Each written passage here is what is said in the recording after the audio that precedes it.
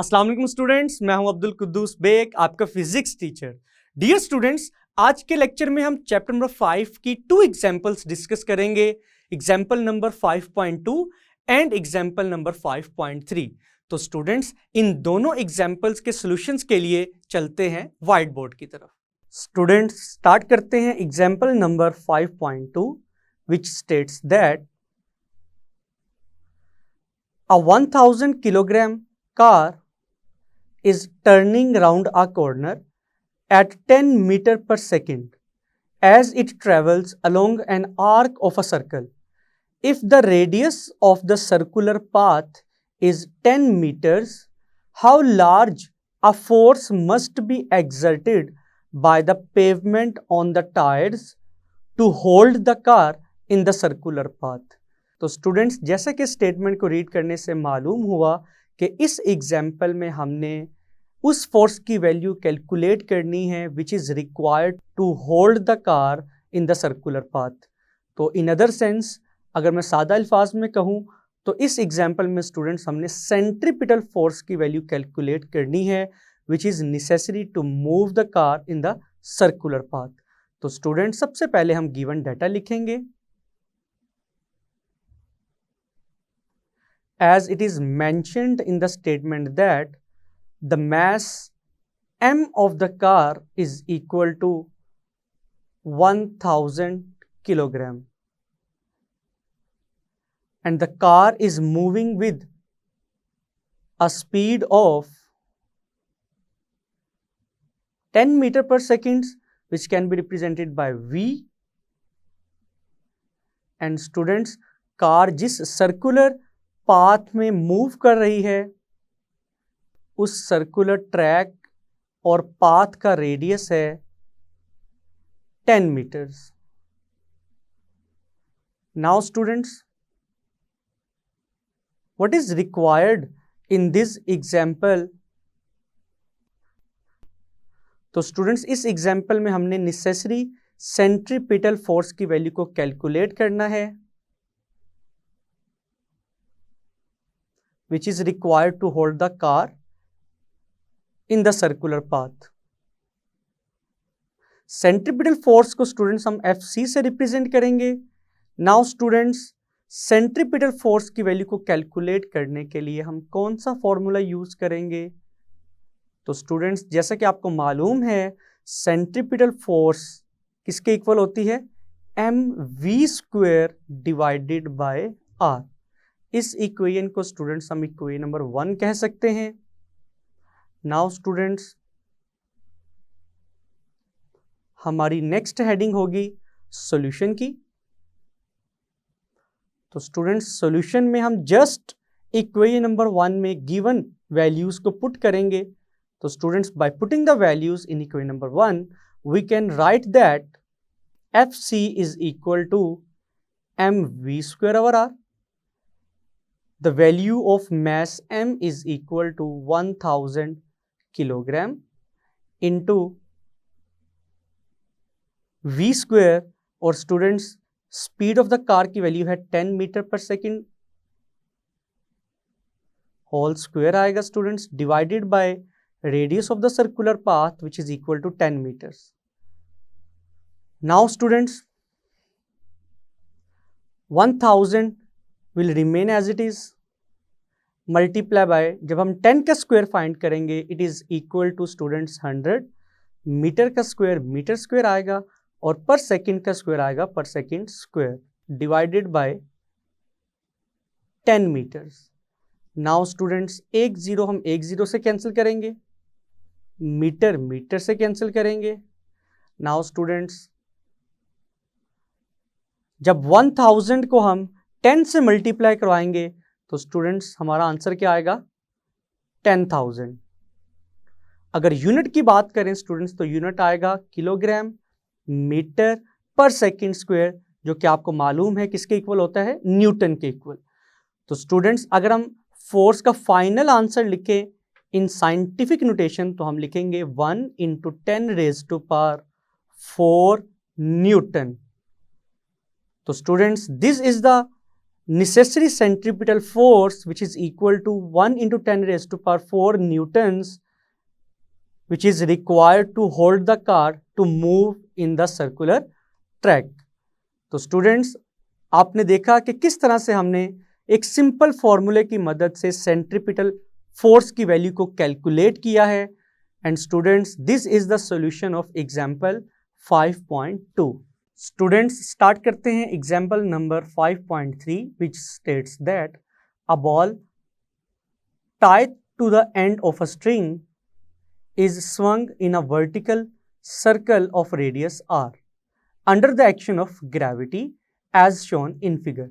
What will be the tension in the string when the ball is at the point A of the path and its speed is v at this point?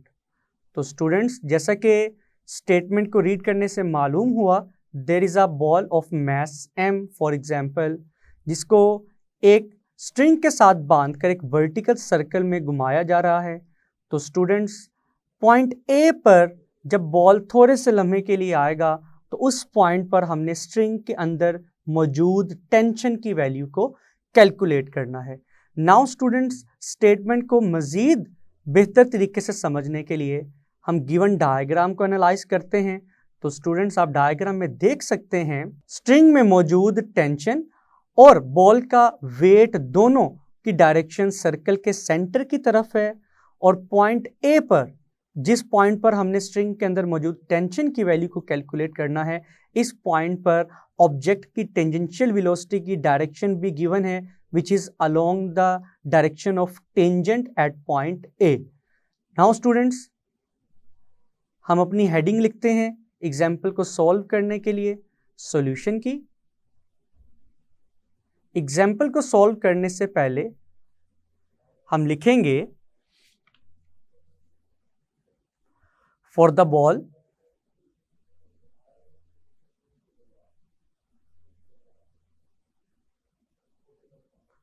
to move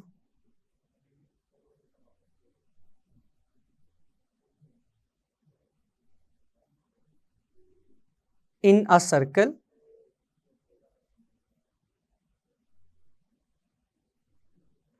the force acting on the ball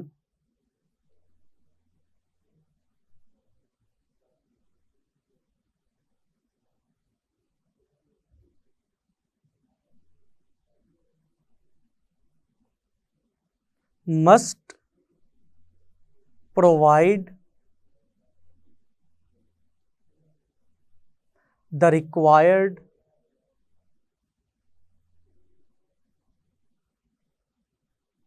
centripetal force. क्योंकि students, आपको मालूम है किसी भी object को circular path में move करने के लिए एक फोर्स की ज़रूरत होती है जिसको हम सेंट्रीपिटल फोर्स कहते हैं. तो इस केस में भी स्टूडेंट्स, बॉल को सर्कुलर पाथ में मूव करने के लिए सेंट्रीपिटल फोर्स की ज़रूरत है.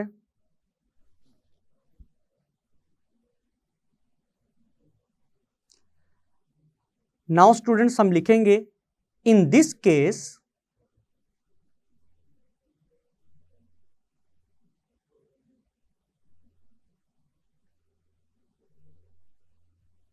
at point A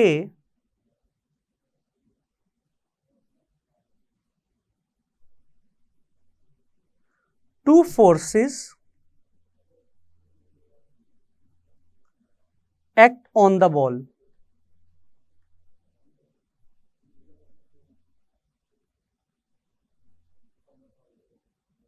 First one is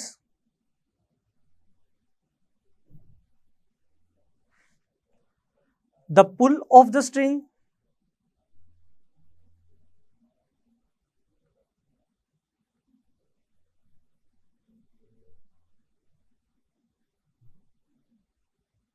and second one is the weight W of the ball.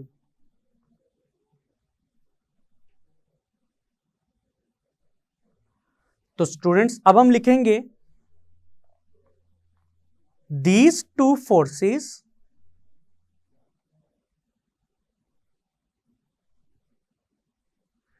act along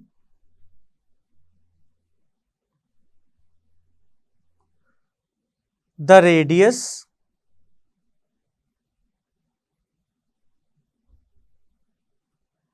r of the circular path or circular track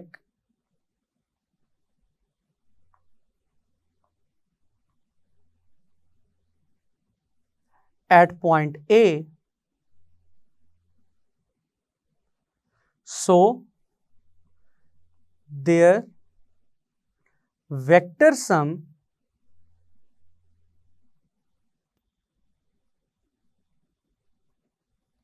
must furnish the required centripetal force.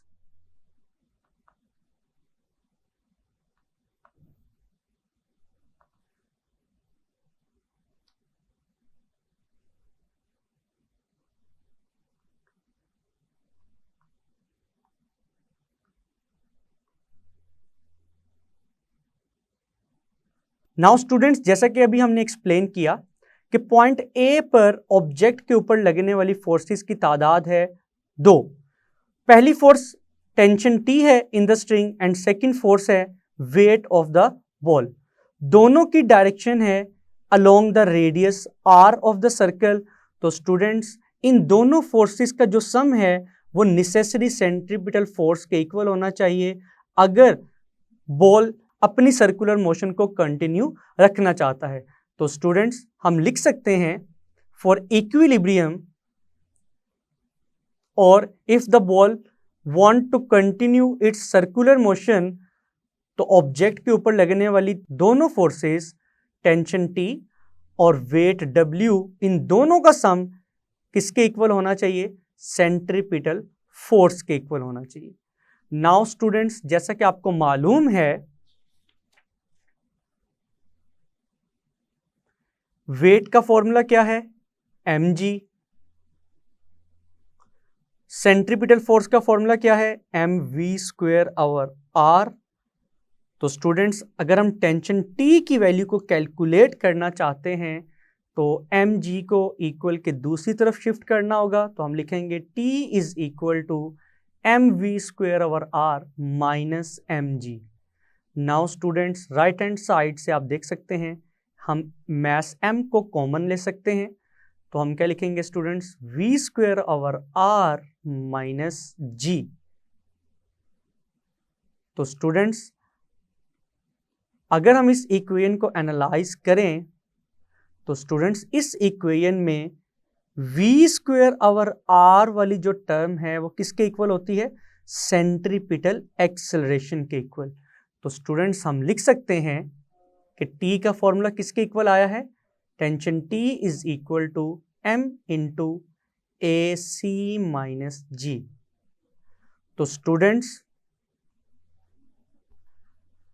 अगर हम point A पर ये assume करें कि object का जो centripetal acceleration है it is equal to the gravitational acceleration, तो स्टूडेंट्स ये फॉर्मूला किस तरह से चेंज होगा? T is equal to m into G minus G. हम ए सी की जगह जी पुट कर सकते हैं या जी की जगह ए सी पुट कर सकते हैं। तो स्टूडेंट्स, दोनों केस में ब्रैकेट के अंदर मौजूद वैल्यूज एक दूसरे से कैंसिल होंगी। तो स्टूडेंट्स, हमारा आंसर क्या आएगा? m multiply by 0। तो T का फाइनल आंसर क्या आएगा? 0। It means that point A पर स्ट्रिंग के अंदर मौजूद टेंशन की वैल्यू क्या होगी स्टूडेंट्स? 0 न्यूटन। तो स्टूडेंट्स, जैसा कि अभी हमने एक्सप्लेनेशन में बयान किया था, इस चीज को एक्सप्लेन किया था कि पॉइंट ए के ऊपर ऑब्जेक्ट के ऊपर लगने वाली फोर्सेस हैं tension T and weight W। लेकिन स्टूडेंट्स, टेंशन T की वैल्यू तो हमने 0 न्यूटन कैलकुलेट की है। It means that point A पर रिमेनिंग फोर्स की वैल्यू क्या है? W, which is the weight of the ball. तो स्टूडेंट्स, अगर हम टेंशन T की वैल्यू इक्वेशन नंबर 1 में पुट करें तो स्टूडेंट्स आप देख सकते हैं from equation 1 we can write that the value of T is equal to 0 plus W is equal to Fc which is the centripetal force. तो students यहां से हमारा फाइनल फॉर्मूला किसके इक्वल आएगा? W is equal to Fc. It means that at point A पर tension की value 0 होने की वजह से बॉडी को सर्कुलर पाथ में मूव करने के लिए सेंट्रीपिटल फोर्स कहां से प्रोवाइड की जा रही है? Due to the weight of the ball. तो हम लास्ट पर लिखेंगे स्टूडेंट्स अपने रिजल्ट में. हमारा रिजल्ट क्या आएगा students?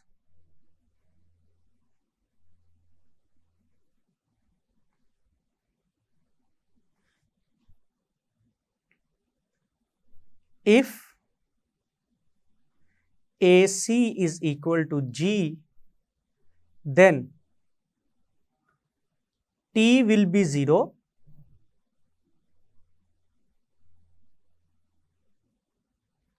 and the centripetal force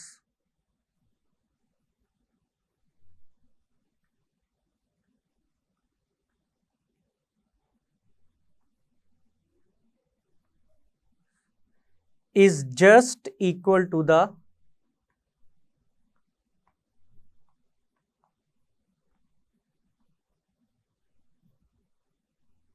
weight of the ball at point A.